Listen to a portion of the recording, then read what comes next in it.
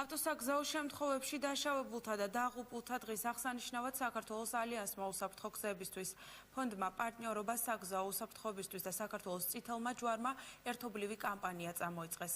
სამოქალაქო პროგრამის ახალგაზრდული კლუბის წევრებმა თბილისის ქუჩებში მძღოლებსა და ქვეითად მოსიარულეებს საგზაო მოძრაობის წესების დაცვისკენ მოუწოდეს. მსვლელობაში ასევე მონაწილეობა მიიღო ესტონელი პარტნიორი ორგანიზაციის Traffic Profis წარმომადგენლობამ. ქვეითების უსაფრთხოების კამპანიას მხარს უჭერს 13 სადაზღვევო კომპანიაც, რომლებიც აქციის ფარგლებში კლიენტებს საინფორმაციო შეტყობინებებს გაუგზავნიან.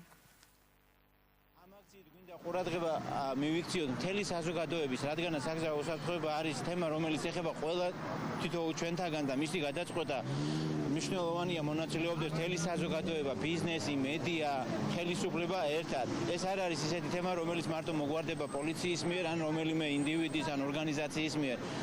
თავარი ის არის, რომ ყველამ ჩვენ ერთად უნდა დაუთმოთ ერთმანეთს გზა, ვიაროთ ნელა, უნდა შევანელოთ ქალაქის ქუჩებში, სადაც არის სკოლები, სადაც არის მასობრივი თავშეყრის ადგილები. თავარი გზავნილი არის ის, რომ გზა დაუთმო ქვეით მძღოლებმა, ხოლო ქვეითებისთვის ისარგებლონ მიწისქვეშა, მიწისზედა და ზებრა გადასასვლელებით.